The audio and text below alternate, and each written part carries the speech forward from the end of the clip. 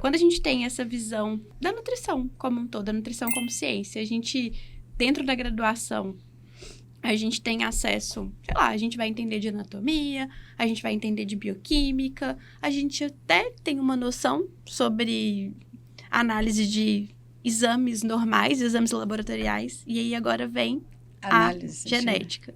Eu não sei se você sabe, mas antes de engravidar, eu fiz teste genético, eu passei por todo um processo, e para mim, eu acho que é uma das coisas, assim, mais maravilhosas dentro da nutrição. Dentro da prática clínica, o que você observa, tanto que você traz nos seus cursos, ou até mesmo na sua prática enquanto nutricionista, o que você vê de maior ganho, assim, de usar os exames? O que a nutricionista... Qual que é o maior problema que ela resolve, tendo acesso a essa informação? Isso que você fez com você, Marcela, é o meu sonho. É que isso seja cada vez mais acessível e a gente depende muito do avanço da tecnologia para ter essa acessibilidade, para que mais pessoas, né, colham esses benefícios que eu colhi, que você colheu, que eu já vi a Mari dando alguns depoimentos, né, que colheu com a utilização desses exames, né? Então, assim, hoje, na minha prática clínica, eu não consigo mais me ver sem essa ferramenta. Então, a gente tem que lembrar que é uma ferramenta, né?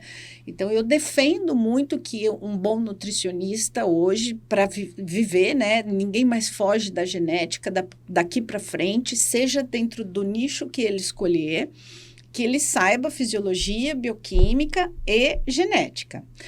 A genética, né? Antes de responder sua pergunta, falando da graduação, eu já comentei isso com a Mari, eu vejo um caminho muito parecido com o caminho que eu vi da nutrição esportiva. Então, como eu falei, eu sou formada há 25 anos. Há 25 anos atrás, quando eu entrei na faculdade em 1996, eu fui a primeira turma da faculdade que eu fiz a ter nutrição esportiva.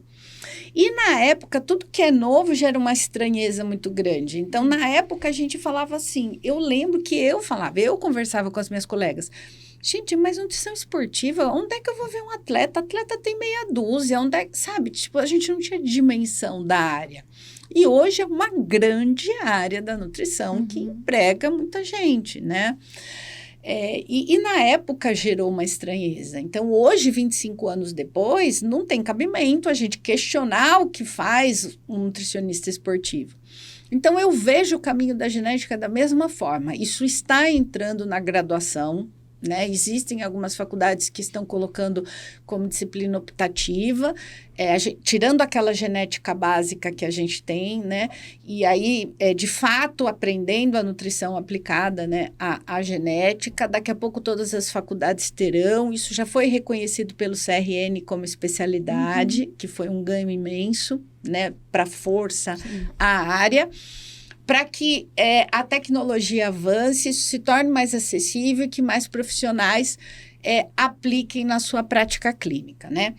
Agora, respondendo sua pergunta de prática clínica, eu vejo que, assim, o primeiro grande ganho é a possibilidade de nós, profissionais da área da saúde, termos um olhar para falar de prevenção. Tá? Porque, assim, nutrição, a gente tem o que na faculdade? A gente tem nutrição clínica, onde a gente aprende dietoterapia para diabetes, dietoterapia para insuficiência renal, dietoterapia para hepatopatas, né? E não existia, porque, né, não tinha esse olhar. Então, na minha visão, o grande ganho é a identificação de riscos genéticos e a gente trabalhar com esse paciente a educação nutricional. Nós temos educação nutricional 1, educação nutricional 2, educação nutricional 3, que é sensacional, é fenomenal, é necessário. Mas, sinceramente, eu nunca vi nada tão útil como um exame genético para educar. Tá? Para fazer com que o indivíduo enxergue o potencial que ele tem, né? E aí ele escolhe se ele, né, o que tem lá no fim do túnel. Se ele vai dar de cara com o caminhão ou não, Isso né? é uma parte que eu acho maravilhosa. Porque, assim, tá lá no seu DNA. Aí existe o fator ambiente. Sim. E aí, o fator ambiente, ou você vai modular, ou você já sabe o que vai acontecer. E aí, coloca uma parte muito grande do tratamento como participativo do paciente. Muda completamente a nutrição e a medicina atual que a gente tem. A gente tem que aprender a tratar, óbvio, né? Existe o atendimento, né? Primário, secundário e terciário. Então, a cada profissional tem que aprender a tratar. Mas a gente tem também, abre uma gama para trabalhar esses riscos genéticos que a gente tem.